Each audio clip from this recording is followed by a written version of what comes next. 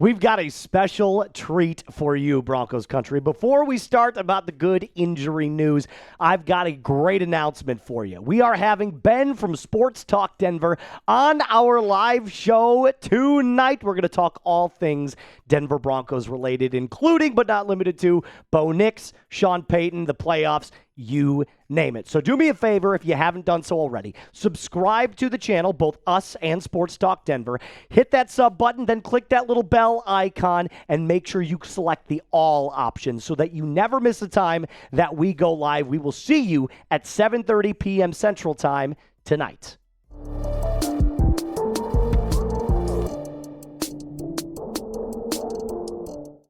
It's a double dose of good injury news, Broncos Country. Welcome into the Broncos Breakdown by Chat Sports. My name is Moose. Who are we talking about today before Sunday Night Football on NBC?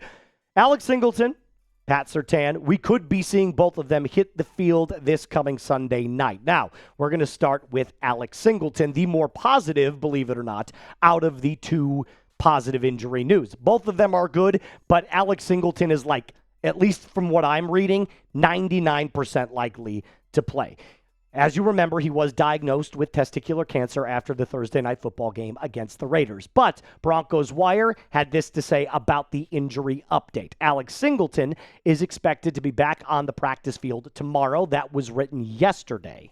And should be able to play against the Commanders on Sunday night. While his status does remain TBD at this point, and this time is encouraging news after he revealed a cancer diagnosis that, the Broncos then released as well after that Thursday night victory over the Raiders. So we know what happened. We don't need to keep rehashing that, but we do also know that his ability to stop the run is one of the more unmatched ones on the Denver Broncos, specifically when it comes to the linebacker room. He is an unbelievable pressure player linebacker.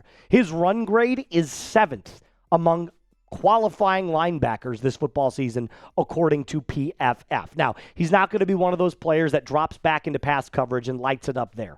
It's not his game. He's a pressure player. He's a blitzer. He's a run stopper. You need him back on the field because when you get Singleton, Greenlaw, side by side with those interior linebackers, it is sensational. And also, I think it should be important to note that Dre Greenlaw has been holding his own, at least while Alex Singleton has been out. So I think when you see these two take the field together, albeit it's been kind of a limited time that you've seen them both on the field, it is going to be great things, especially down the stretch of this 2025 season. I also admire Alex for his commitment to the Broncos and to his teammates. It really does look like a brotherhood, especially with him. He could have just as easily stepped away for the entire year. I mean, think about it. If I got diagnosed with cancer, even if it was something that was early detected, I don't know that I'd be coming back to work right away. I might take a little bit of time with my wife. I might take a little bit of time with my family and then kind of reassess my options and my future with whatever company that I'm with, because nothing is more important than your health. But obviously, he's got an absolute passion for this football team. He's got a passion for the game, to his career, and to this Denver Broncos locker room. It's also going to be awesome to see this three-man rotation just constantly going in and out. Dre Greenlaw, Singleton, and Justin Strnad. Strnad, I've got to give a ton of credit to, man. He has been sensational this year. And look, as a backup linebacker, I think honestly, if you put Justin Strnad on a team like the Titans or on the Raiders or any of these bad football teams, he'd be a starting caliber linebacker. He really is that talented. But this is not about Justin Strnad. It's about our boy Alex. So do me a favor if you haven't done so already. Hit that thumbs up icon for Alex Singleton. It just lets me know that you support this team and you support our guys. He's one of the captains on this defense, so it is really, really great to see that he'll be coming back. Now, coming up, I'm going to give you more Pat Surtain injury news. Maybe not nearly as good as the Alex Singleton news. A little bit more nebulous in this one, but I do think it is a positive trend nonetheless. Now, before I do that, I have to give a big major shout out to one of our new sponsors, and that is Cash App. Look, the holiday season is here. You've got to be on full alert for all of the scammers. I've got one going on right now where I'm getting calls about my car's extended warranty from a number in my hometown, oddly enough. But the holiday season is all about finding the perfect gift. But this time of year, not every deal is actually what it seems. Scammers are getting more creative to trick people into sharing their payment info through methods like fake shopping sites and giveaways that are just a little bit too good to be true. Luckily, Cash App's 24/7 fraud monitoring helps detect and alert you for unusual card activity should someone gain access to your card, so you can act fast if something seems off. You can also unlock or lock your Cash App card instantly right in the app for extra control and peace of mind. Stay one step ahead of the scams this season and keep your money secure with Cash App. For a limited time only, new Cash App customers can use our exclusive code to earn some additional cash. For real. Just download the Cash App. Use our exclusive referral code, that's SECURE10, in your profile. Send $5 to a friend within 14 days, and you'll get $10 dropped into your account. Terms apply. That's money. That's Cash App. Cash App is a financial services platform, not a bank. Banking services provided by Cash App's bank partners. Prepaid debit cards issued by Sutton Bank, member FDIC. Promotions provided by Cash App, a Block Incorporated brand. Visit cash.app/legal/podcast for full disclosures. All of that in the comments and description of today's video. All right, let's talk a little bit more about Pat Surtain, the reigning DPOY, Defensive Player of the Year. This is good news considering he hasn't played since, week 8? I mean, 8 full starts, and then boom, sent him to short-term IR to get his body right. I do believe he could have played through those injuries, but I think Sean Payton said, we've got plenty of depth. We don't need you on this field right this moment to get these next couple of wins. Just make sure your body is right because we will absolutely need you down the stretch of the season and heading into the playoffs. But Sean Payton wasn't exactly the most clear about if Pat Surtain was going to play. He was asked specifically about Surtain playing, and he declined to comment. Now, you could look at that and say, well, that doesn't sound like good news. But I think from what we've seen with Sean Payton's injury history this year, talking about Dre Greenlaw's injury and other injuries, I think he's just trying to keep his mouth shut this time because no matter what he says, something's going to get turned into a negative spin by the media. And you know what? I'm one of those people, too, that you can take a lot of what coaches say and spin a different narrative if you want. So I'm actually okay with him saying nothing at this time. But you know who did say something? Jeremy Fowler from ESPN, who doesn't have to bite his tongue whatsoever.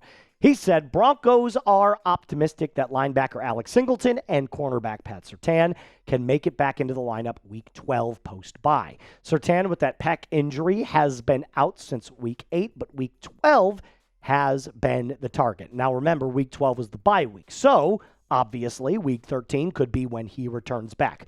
And I need to see this guy back on the field. He's the best corner in the game. I'm tired of people telling me that it's Derek Stingley from Houston or Sauce Gardner from Indianapolis. Give me a break. It's PS2, Christian Gonzalez from New England. Stop. It's Pat Surtain. We know it's Pat Surtain. And even though the numbers may not be eye-popping, nobody throws to his side. He's also been playing injured since the Colts game, which was week 2. But the NFL is not ready for when the Broncos actually get healthy. I mean that. Think about this for just 1 second. It's probably not something that you've thought of, or if you have, good for you. The weather only gets worse as the season goes on. The weather gets colder. It gets to be, 10 degrees, 20 degrees. There's snow on the ground, specifically if you're playing at Mile High. So obviously, it's a defensive gold mine because the offenses can't do nearly as much in the cold weather. So this defense, which is already outstanding, is going to be getting into a better situation to play. And I think that's sensational. So good luck the rest of the NFL. But back to Pat Surtain for just a second. This is a cool little stat that I found. Yards allowed per coverage snap. So every time they drop back into coverage, this is exactly how many yards they're allowing per snap. Pat Surtain, less than 1 yard per snap. That's unbelievable. And by the way, this number could be better. Remember, he hasn't played since week 8.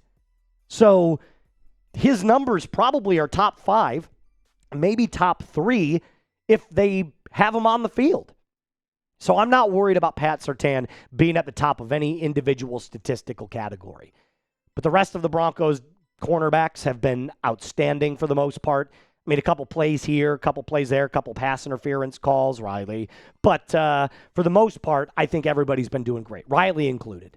This depth on this cornerback room is outstanding. Even Chris Abrams, Jaquan McMillan is an absolute dog. I could go on and on about every single player. Jahdae Barron's been really, really good. I think the two that have really stuck out to me have been Riley Moss and Jaquan McMillan. Jaquan McMillan specifically, I think he needs a contract extension. I really do. It's going to be an unbelievable 2026 future and beyond for this Denver Broncos team if they can all stay together. But more into the near future, the Denver Broncos take on the Washington Commanders, most likely without Jaden Daniels. So it'll be Bo Nix against Marcus Mariota in Washington, in the nation's capital. So you can't take anybody lightly. However, on paper, Broncos are a much better football team. I'm super excited to watch some more Broncos football. It's been way too long. Sunday night football, prime time, under the lights. Make sure that you are there. Don't be the one that doesn't subscribe to the channel and doesn't turn on the notification bell, because we are going to be live for every single Denver Broncos game all the way up until the Super Bowl. And if they make it there, Reed will be live for that too. Do me a favor, mile high salute, subscribe to the channel, like the video, and as always, Broncos Country, be cool.